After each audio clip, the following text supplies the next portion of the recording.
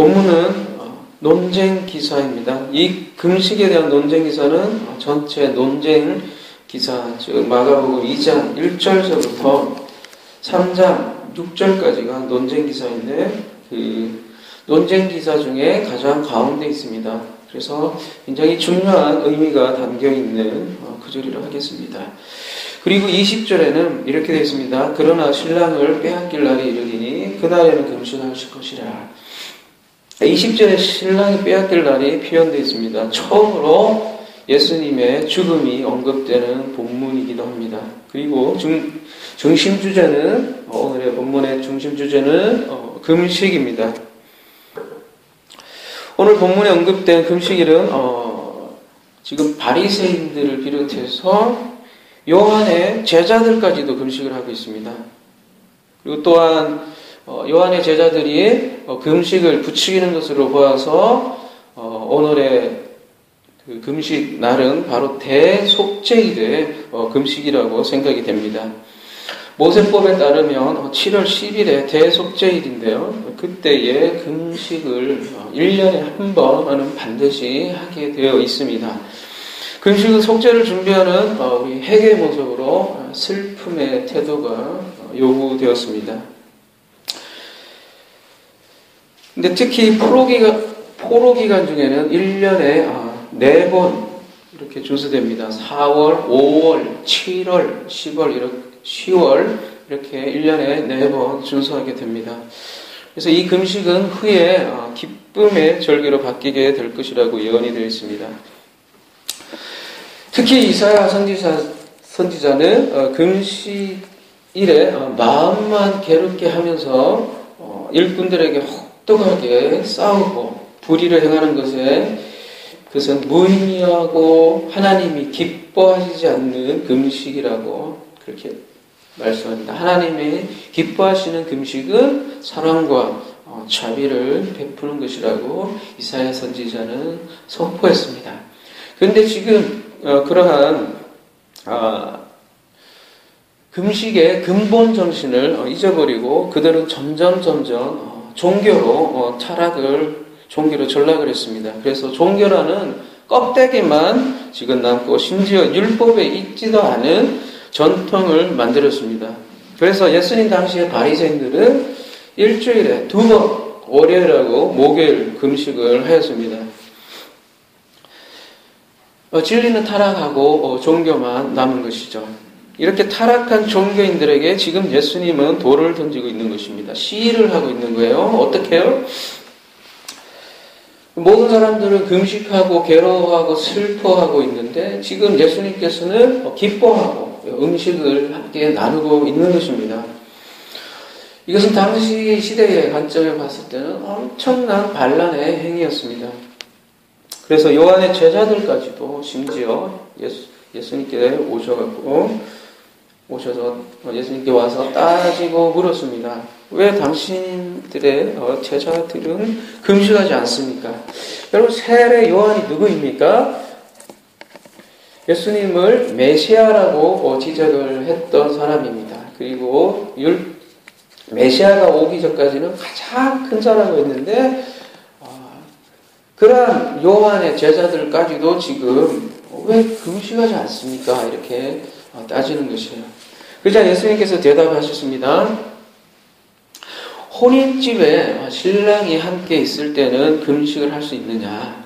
여러분, 혼인집에 당연히 금식이 없죠. 기쁘고 마시고 즐기는 날이 혼인집 아니겠습니까?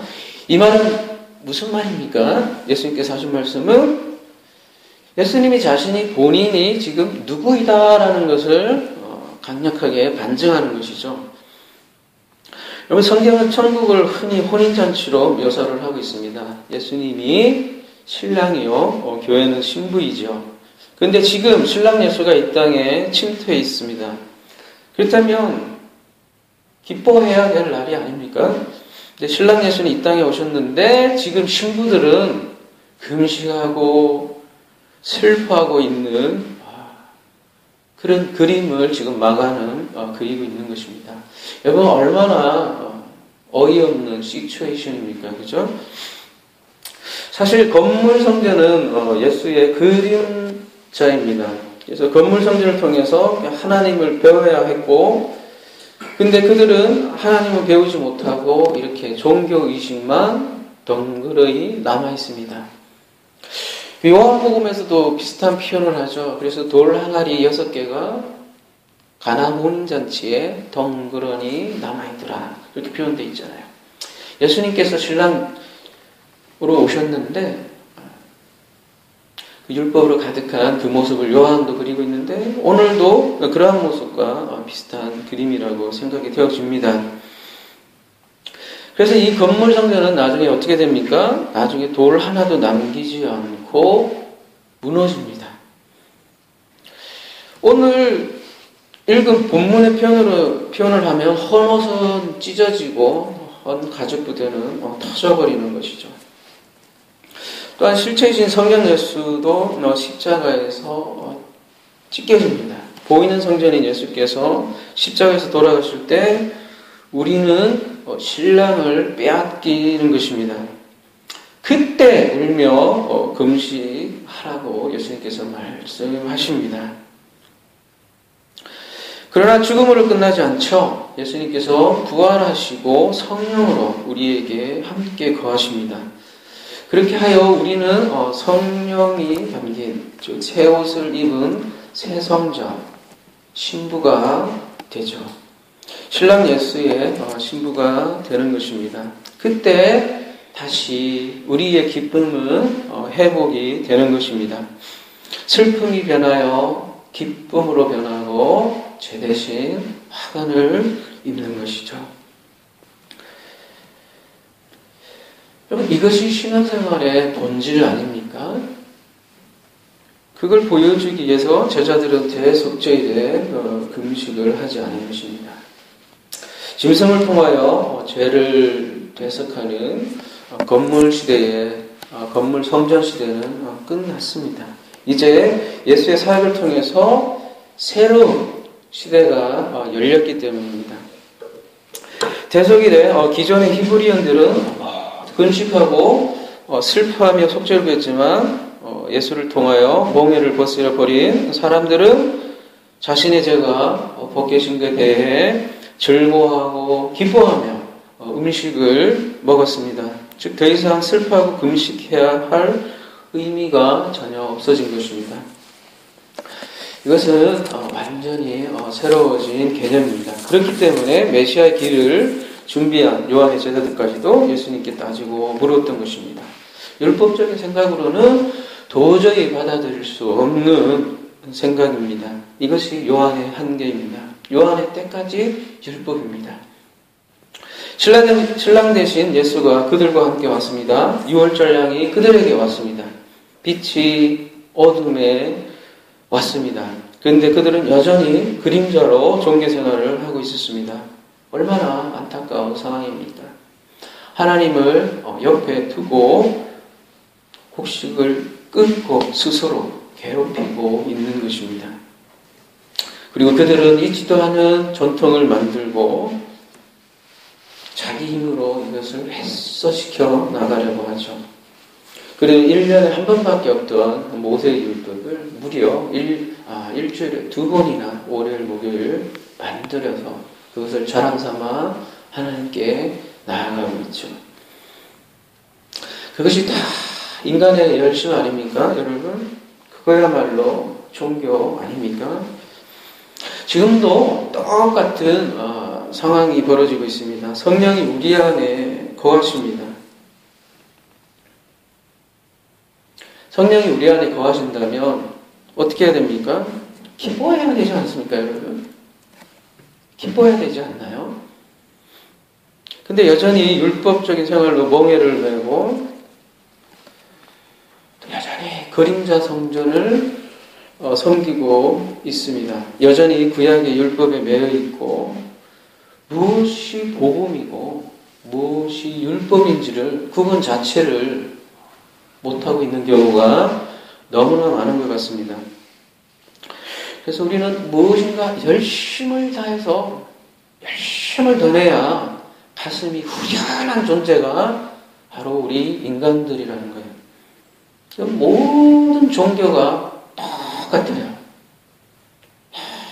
열심히 돌을 닦는 것. 모든 종교의 공통점이죠.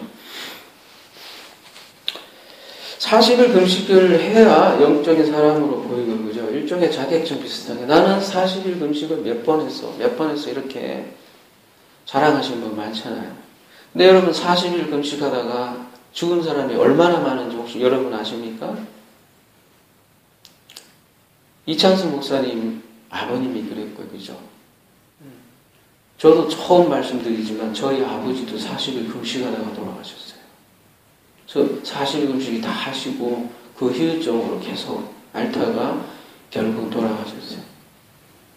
모르겠습니다. 제가 그런 과거에 아픔을 가졌기 때문에 이 금식을 더욱더 이렇게 많은 생각을 하게 하는지 모르지만, 여러분 그 종교 생활로 잘못하면 이렇게 가죽 부대 터져요. 사람이 죽습니다. 우리는 금식하면 음식을 먹지 않는 것만 생각을 합니다. 그러나 양식은 밥만 있는 것이 아닙니다.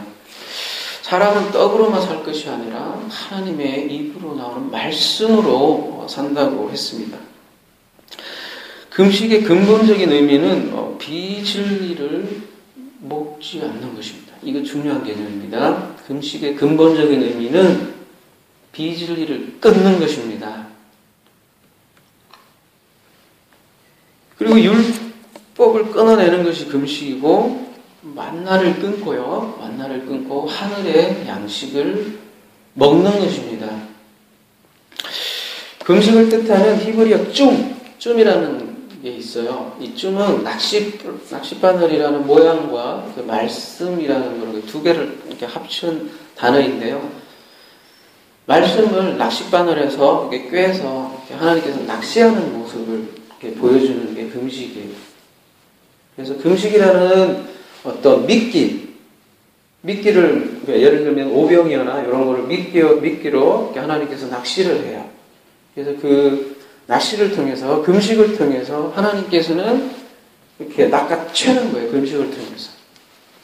그 무슨 얘기냐면, 금식을 통해서 하나님의 마음을 알기를 원하는 거죠.